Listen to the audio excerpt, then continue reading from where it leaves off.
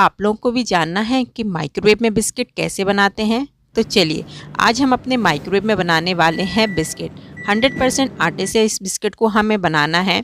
Microwave में जब हम बिस्किट बनाते हैं तो हमें कुछ चीज़ों का ध्यान रखना पड़ता है।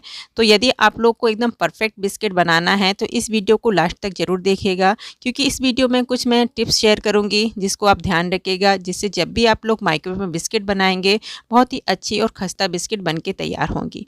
तो चलिए, अब बिल्कुल देर नहीं करते हैं और रेसिपी को स्टार्ट करते हैं।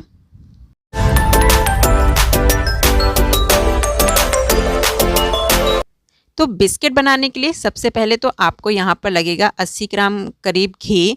यदि आपके पास मेज़रमेंट के लिए कोई भी घर पर वेट मशीन नहीं है तो आप आधा कटोरी करीब घी ले लीजिएगा। और यहाँ पर जो आप देख सकते हैं घी मैंने इस तरह से जमा हुआ लिया है। आपको घी इस तरह से ही जमा हुआ लेना है। ये टिप्स नंबर 1 है। जब भी आप लोग बिस्किट बनाएं तो घी या बटर जो भी यूज़ कर रहे हैं वो इस तरह से जमा हुआ होना चाहिए। देन उसके बाद अब आपको यहाँ पर लेनी है पाउडर शुगर।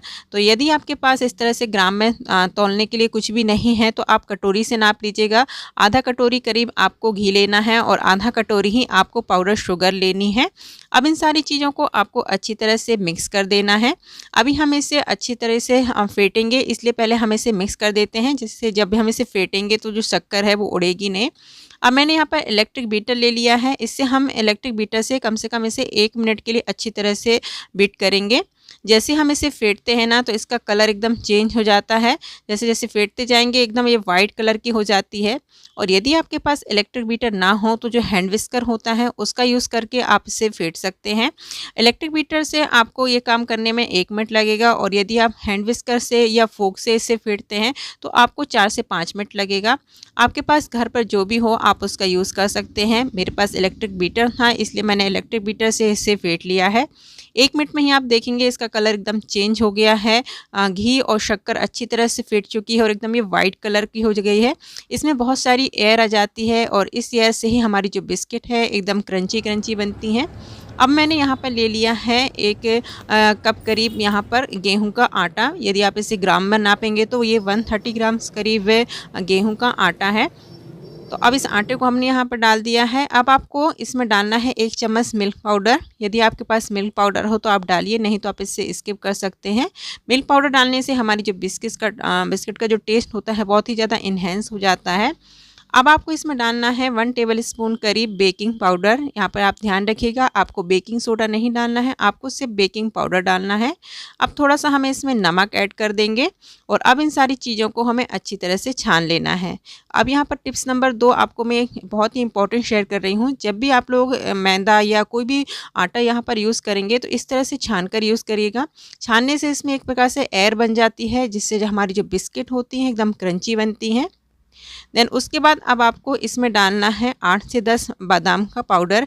मैं यहाँ बादाम वाले फ्लेवर की बिस्किट तैयार कर रही हूँ, लेकिन यदि आपको सिंपल बिस्किट बनाना हो तो आप यहाँ पर जो बादाम के पाउडर है उसको स्किप कर सकते हैं।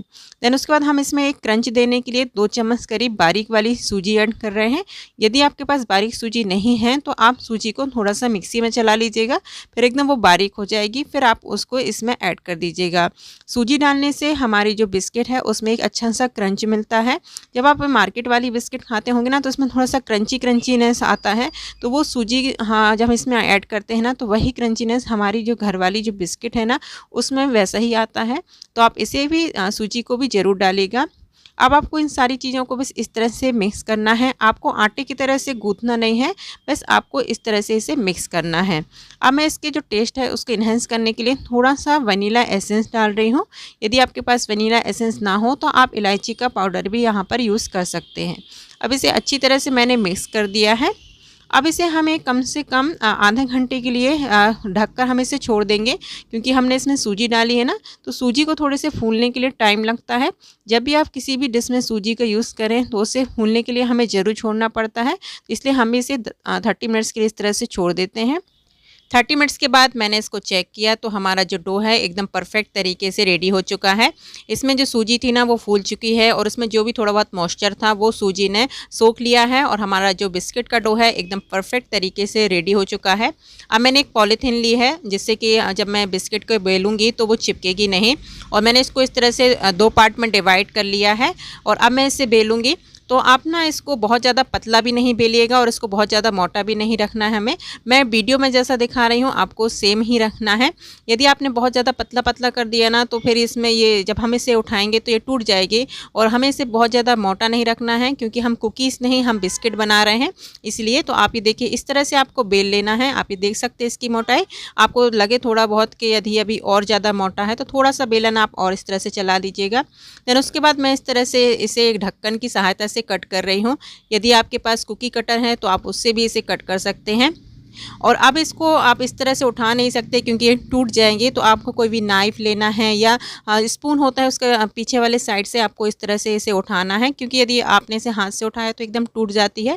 क्योंकि हमने इसे बिल्कुल भी इसमें पानी या दूध नहीं ऐड किया है, हमने इसे सिर्फ घी का ही इसमें यूज़ किया है। तो जब हम बेलते हैं ना तो घी में थोड़ा सा जो लश होता है घी का थोड़ा सा पिघल जाता है।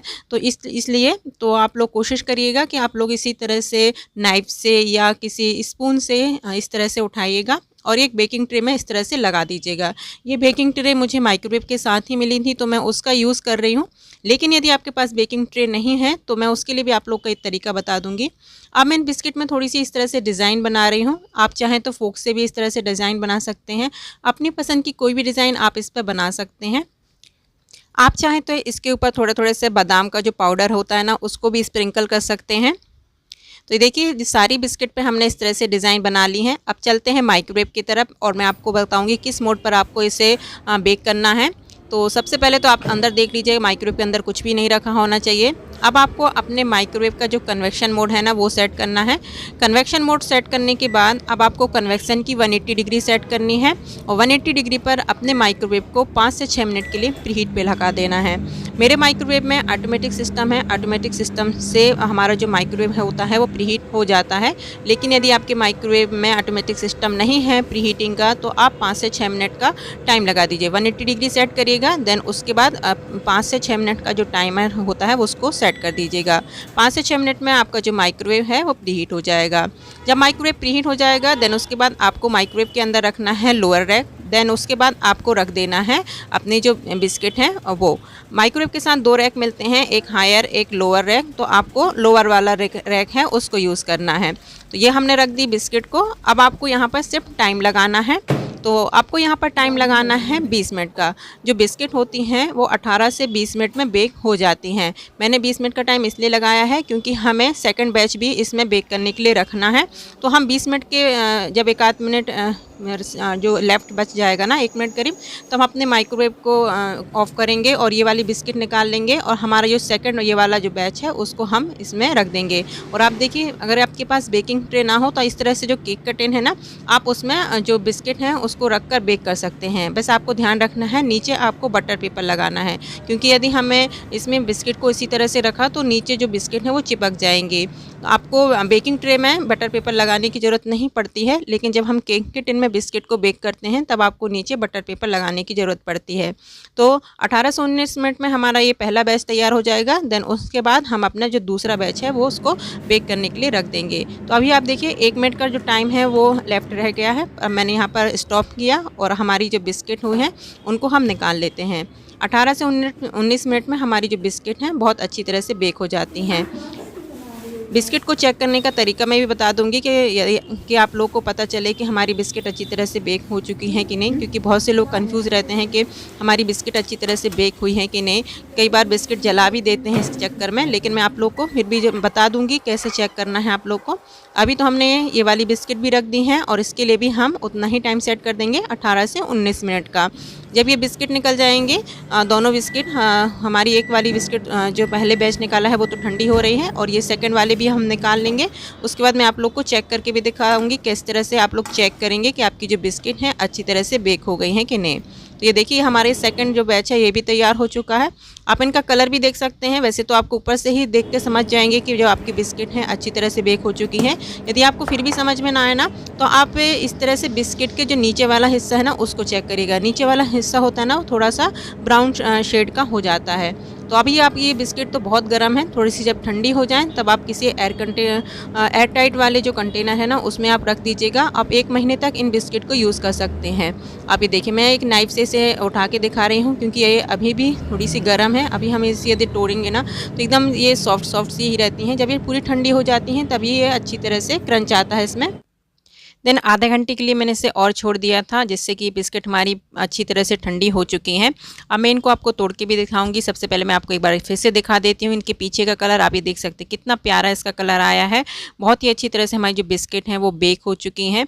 और ये देखिए इस तरह से आप इनको निकाल सकते हैं। यदि आपको लगे कि, क्योंकि ठंडा होने के बाद थोड़ा सा घी जम जाता है ना, यदि आपको लगे कि इसमें थोड़ी सी चिपक गई है तो आप इस किस तरह से नाइफ़ वगैरह से इसे आप उठा सकते हैं। अब इनको तोड़ के भी दिखाती हूँ। ये देखिए कितनी बढ़िया से हमारी जो बिस्किट हैं वो बनी हुई हैं। आप अंदर भी इसका कलर देख सकते हैं कितना अच्छी तरह से इसमें जो ब्राउन कलर है वो आया है।